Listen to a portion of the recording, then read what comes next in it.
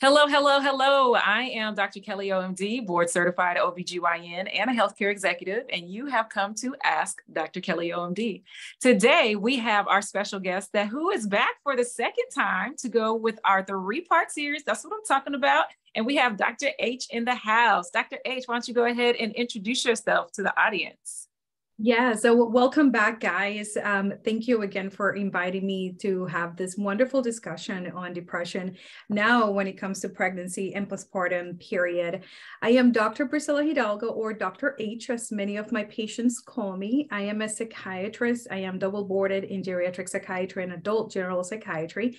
And I have a private practice called Look Psychiatry, where I serve patients in Florida and North Carolina. I am based out of Raleigh, North Carolina. The best way I can describe my practice is for busy people who are feeling really stressed out and just need to feel less overwhelmed and feel better. I have a special interest in women's mental health. Therefore, here I am. There we go. So the first time we did this, we had a magnificent talk. So I know this time we're going to have another magnificent talk. And Dr. H, okay, so there's a couple of topics that we said we were going to touch on, or a couple of things that we're going to touch on. The words that I hear quite often are postpartum blues, depression, and psychosis. Could you kind of break those down and let us know what the difference is? Yeah, so some women are sensitive to hormonal changes, and I would say that that's probably true for most of us. And if any of you were present the last time that we did this live, we were talking about premenstrual dysphoric disorder and kind of being a little bit more emotional, perhaps a little bit more depressed, and how that can affect your mood. In pregnancy, some women can feel more affected to the hormonal changes than other ones. So having the postpartum blues or the baby blues, kind of feeling that sadness, maybe crying without really feeling like you have a motive, it's actually normal. That can happen the first couple of weeks during postpartum, and it usually resolves. I would say the latest that I've seen it maybe it's like 4 weeks, and that is far out. Usually within 2 to 3 weeks, women are feeling back to normal. When they are experiencing this baby blues, you're still able to work, like you're still able to experience joy, and life is still good, overwhelming and stressful because now you have a newborn that you have to care for, but still you're able to function.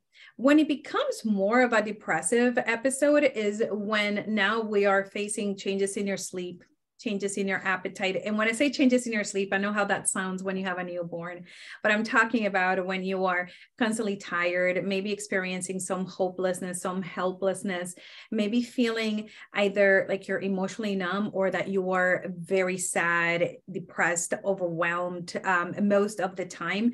And this is something that doesn't really get better. So one of the things that I do with my patients is that once they are pregnant, we follow the pregnancy along with the gynecologist very closely. But once they deliver, then we start seeing each other every 1 to 2 weeks just to make sure that we're not missing something. We're not missing the opportunity to treat a depressive episode if it does happen. One of the biggest risks of having postpartum depression is when you are off your medications, if you have a history of bipolar disorder or a major depressive disorder, if you actually were feeling pretty depressed during your pregnancy, did not get treated. Because remember, we also have to think about this within the context that even if you did not have any kind of mental health illness or mental health concerns, you are actually pretty overwhelmed with a newborn to try to keep alive in your hands, right? So that alone is pretty stressful. Then we have people that sometimes experience postpartum psychosis, which is an emergency, is the way that we think of it. It's rare, but it is quite scary. And this can happen usually if you have a history of already experiencing some psychosis in a previous pregnancy, if you're off your medications, if you have a history of bipolar disorder, family history of bipolar disorder. And what psychosis means is that it could be like a change in your perception, meaning that you could be hearing voices that are not there or seeing things that are not there. But also it could mean that your thoughts might be a little bit disorganized, or that you feel like things are not quite real, or even delusions, let's say thinking that somebody's trying to hurt your kid. I've had patients that have had pretty severe psychotic symptoms where they think that their baby, let's say, is being possessed or something. And the sad part is that sometimes, because as a mom, you can feel very distressed by the thought that your child may be in danger, that the illness can actually lead women to hurt their children. So one of the things that we often ask about is, do you have any thoughts about wanting to hurt yourself or hurt other people? And we make sure that there's, like I say, a tribe around the mom to make sure that they have as much support as possible. Because do you want me to blow your mind right now? I need you to blow my mind, please. Yes. You know how often women experience suicidal thoughts, especially when they're psychotic? It's like up to 50%. Oh my gosh. Huge. That is huge. And yes. The thing that is really worrisome is that if you think about it, it is scary to have thoughts like that and then not feel comfortable sharing those, because there's that fear that somebody's going to call CPS or Child Protective Services, or that you're not going to get the care that you need, or people are going to think you're a bad mom. So a lot of times moms don't know that this is actually treatable, and they end up suffering for a really long time. A lot of times, it can take up to a year for these symptoms to resolve, and with help with medications and having a treatment team behind you, you can certainly feel so much better. But it is a tough one. It is truly a tough one. So that whole blow my mind thing, because, when I was reading and doing my research, just kind of researching, updating myself, as an OBGYN, when they talk about the risk of perinatal death, it's always, mom exsanguinating or bleeding excessively and they can't stop the bleeding, having a significant infection and the woman comes in and she's septic, which means like the infection has overtaken her body. Things like maybe some retained foreign body or something like that. And of course, systemic racism and bias that prevent people from actually hearing or believing what women are saying when they're actually going through these things. But when I read that mental health is really the number one reason for perinatal death, morbidity and mortality, which is death and illness, I was blown away, because we're talking about 23%. Okay. So 23%, that's the number.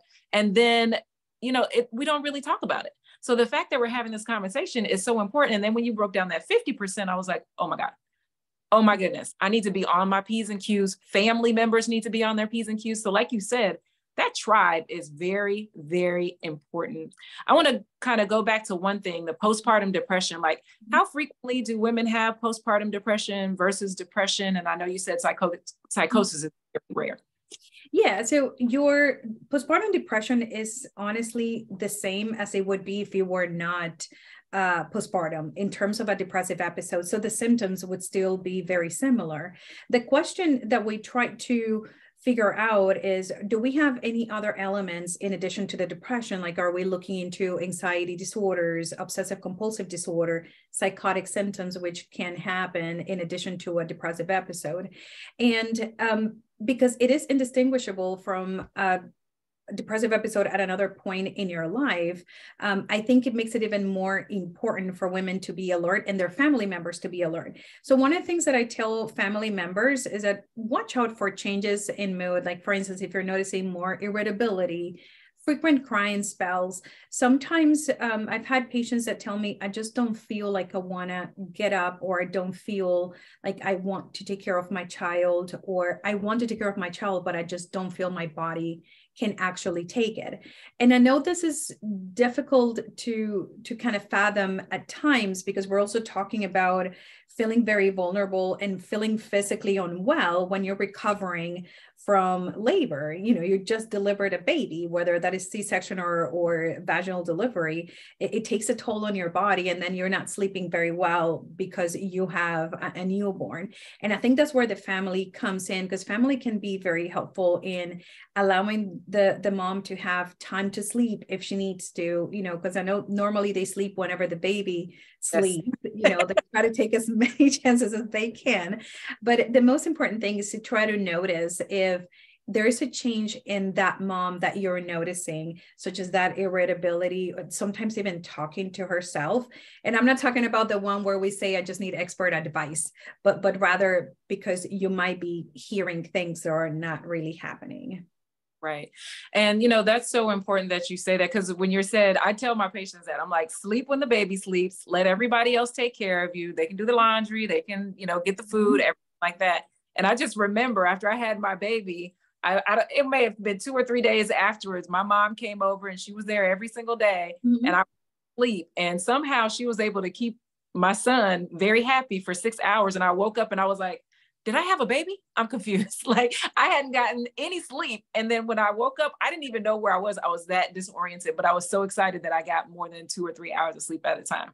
I love that you mentioned that, because it reminded me of how often women also experience guilt, because we feel that, no, I'm the one that has to take care of my child. I'm the only person that can do this.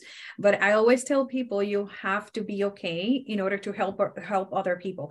In the airplanes, they tell you have to put on the oxygen mask first before you can help someone else. So it's the same concept here.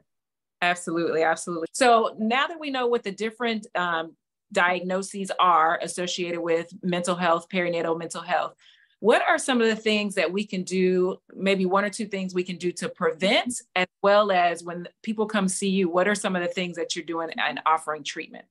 Yes. If you are someone, let's say, who already has a history, let's say, of bipolar disorder or schizophrenia or a psychotic disorder or a major depressive disorder, and you are stable on your medications, pregnancy is not the best time to start thinking about, let me come off everything because I want to be medication free for my child.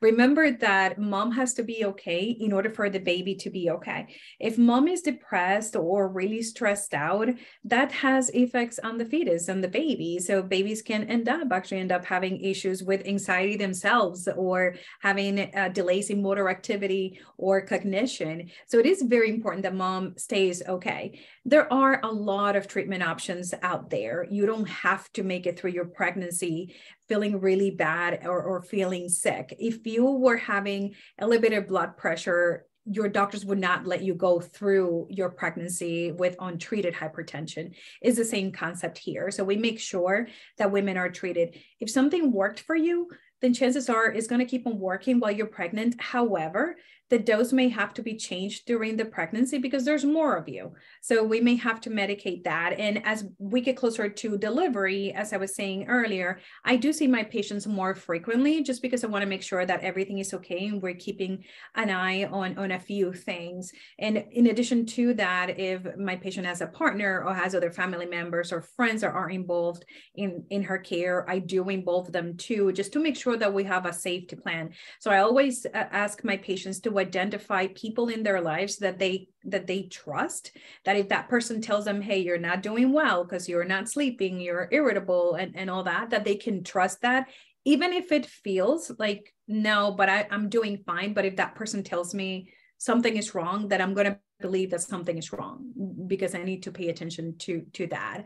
The other thing I would say is that there's no need for you to be off medications. There are certain medications that we don't use during pregnancy, and we have very clear which one those are. So we have a discussion with patients about this.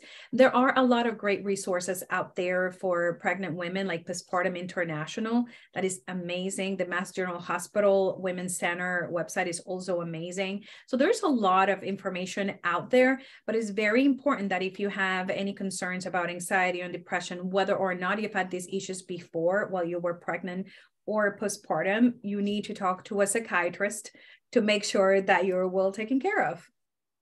That is so wonderful. And I'm glad you started with the fact that please don't come off your medications until you talk to a physician, specifically if you have a psychiatrist managing or a nurse practitioner that's managing your medications. Make sure that you don't come off. Now, we know that there are people that are underserved and may have medications and can't get back in with a psychiatrist.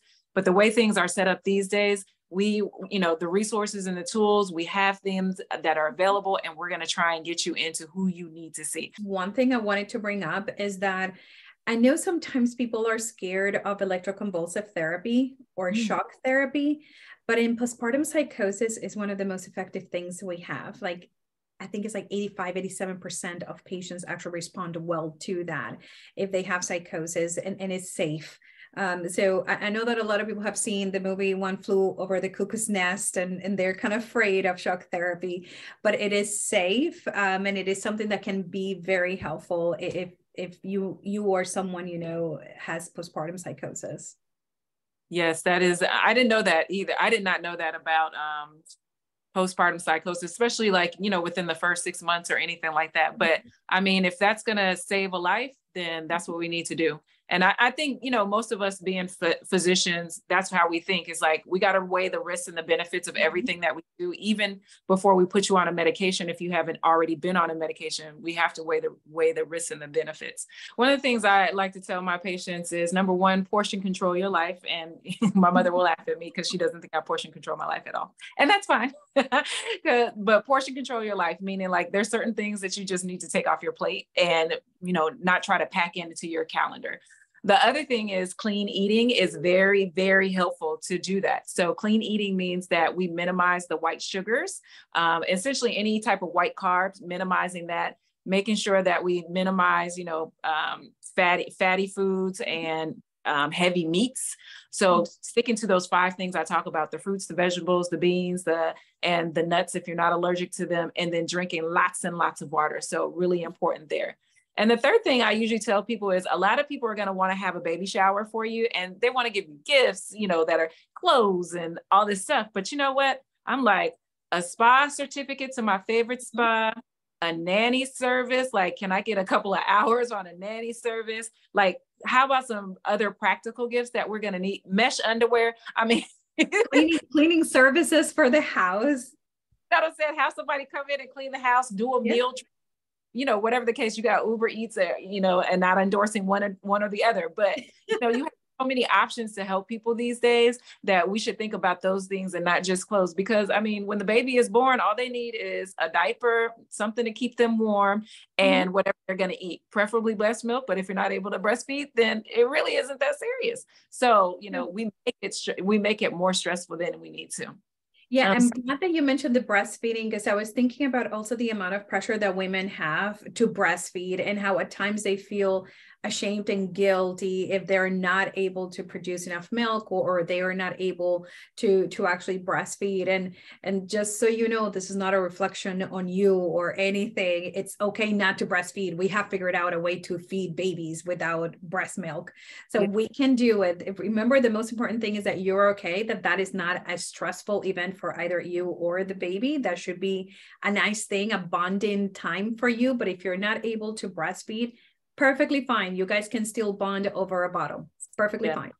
And, you know, I've had clients like that unfortunately, there's about 5% of women that are not able to breastfeed. And sometimes they're so stressed out that they can't produce, and, you know, the hormone that relaxes them so that they can feed. So we don't want to shame anybody. We're going to help them choose the right resources for them, and we're going to support them through their pregnancy and their postpartum.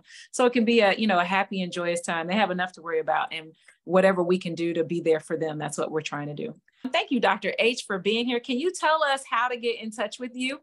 Yes. So please, if you're interested in learning more about my practice, just go to my website. That is www.luxpsychiatry.com.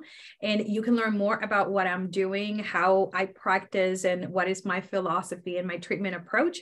If you want to work with me, all you have to click is on new patient, and my system will walk you right through it, and then we'll see each other soon. I love it. Thank you for having me. This is fun.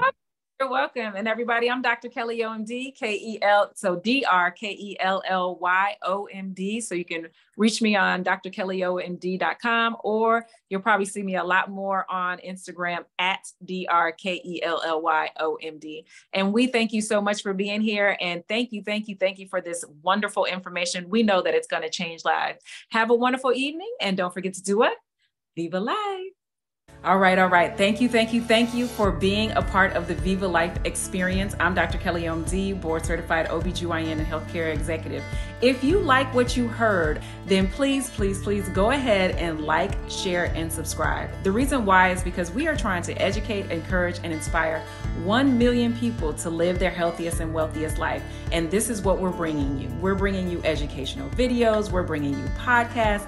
We are bringing you webinars with subject matter experts, including myself, about the topics that affect you the most. So go ahead, like, subscribe, and share. We are everywhere. Have a wonderful day. VivaLife.